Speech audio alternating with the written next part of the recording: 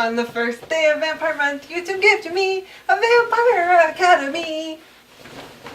On the second day of Vampire Month, you two gave to me 2 versions of Dracula and a Vampire Academy. This is not gonna be a thing, okay? On the third day of Vampire Month... iDrakula, okay? We're doing iDrakula! iDrakula!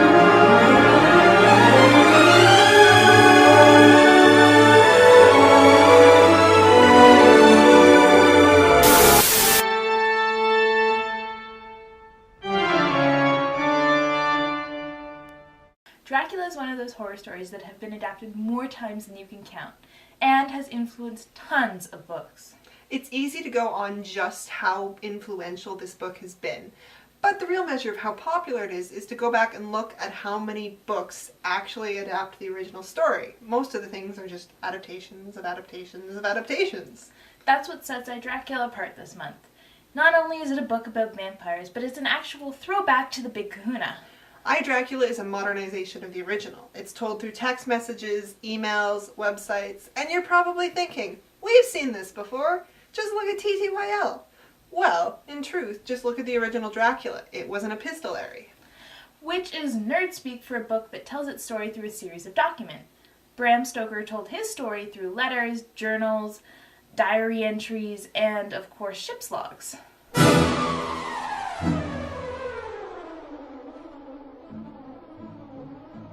Johnathan Harker gets called to visit Dracula's castle in Transylvania. He arrives and unwittingly helps the Count plan his arrival into England under the guise of helping him buy real estate. Johnathan ignores the Count's instructions and wanders the castle at night. He nearly gets killed by the brides of Dracula. The Count gets what he needs and leaves Johnathan to be devoured by the brides. Johnathan escapes. Dracula arrives in England by ship. He ate the crew. Mina's friend Lucy agrees to marry a rich guy after choosing from 2 suitors. A mental patient, next to Dracula, goes crazy. Lucy begins to waste away and Van Helsing is called. Van Helsing knows it's a vampire but he doesn't tell anyone. He gives her a blood transfusion. Van Helsing leaves and Lucy's attacked and dies. Lucy rises up from her grave. Mina and the group of suitors plus Dr. Van Helsing behead her. Johnathan Harker finally gets his ass out of Transylvania and he and Mina get married. Mina is drained by Dracula and gets some of his blood. This forms a bond. They hunt down Dracula's hidey holes and destroy them. Mina can track Dracula with her bond. Mina and Van Helsing hunt down the brides. She resists their beck and call and Van Helsing kills them. Everyone, including Johnathan Harker and the suitors, track down Dracula. Now the suitor stabs Dracula and then dies himself. Johnathan Harker and Mina have a kid. So what you're telling me is Johnathan Harker is useless? Yep. Like, really useless. Like, everything's his fault, and then he marries Mina, and then the end? Yep. And that's what makes iDrakula interesting, because it took one look at Johnathan and then told the story from Mina's perspective instead. And she loves Johnathan. She's like, oh my god, we're gonna get married and have 2.5 kids, and then get a white picket fence, and then have 2 obese Labradors! Oh my god, we're soulmates! But then Johnathan goes off and slowly Mina starts to change. And she gets messages from her boyfriend and things start to go wrong for him. By the time Johnathan gets back, Mina's world has crumbled. And she has to question everything she thought she knew. Why? Because her wonderful, perfect Johnathan has slept with another woman. Her best friend, Lucy. Poor Lucy. It doesn't matter what adaptation or version of Dracula she finds herself in, she is always typecast as a loose woman, and punished for it. Is your ambitious John Harker forcing you to learn that ridiculous machine? When he could be forcing you to perform unspeakable acts of desperate passion on the parlor floor. Lucy in the original wasn't loose. She was excited about her marriage to her fiancé, but it was the fact that she was the first one to succumb to Dracula's curse that typecasted her. And that's the one thing iDrakula doesn't change. She succumbs to Dracula and in the process gets mixed up in the sexuality themes of lust associated with Dracula's bite.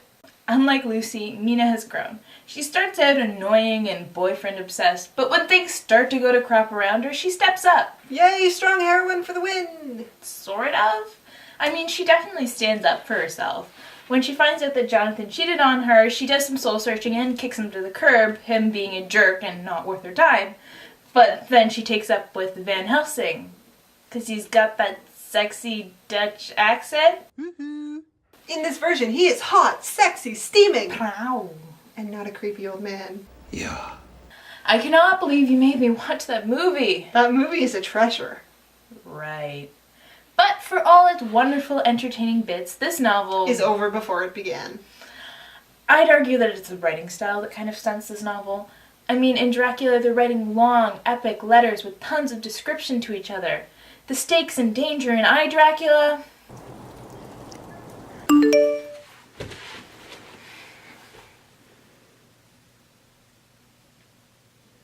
Everything is very blasé because clearly the characters weren't in too much danger if they're willing to text during a vampire attack. Not to mention, there are things that happen IRL that we never get to see, like the decision to start calling Count Dracula a vampire. It just happens, and the reader has to go along with it. You don't feel a sense of urgency in this novel, and you certainly don't feel a sense of urgency in the 2 hours that it'll take you to read this bad boy. Not to mention, for a book called iDrakula, there is very little Dracula in it. They only give you vague, brief descriptions, and it's not enough for you to go on. For all we know, he looks like this. I did not hit her. It's not true. It's bullshit. I did not hit her. I did not. Oh, hi, Mark. Ooh, Tommy was so... So, is iDrakula good? Nah, it's entertaining. Are the characters fleshed out? No, not really. But iDrakula comes from a place of love for Dracula. It makes some interesting changes that, if they're not improvements, they're at least good conversation starters. And when reading iDrakula, it helps to be familiar with the original text. And if you are, this is either going to be a highly entertaining short read or one of the most painful 2 hours of your life.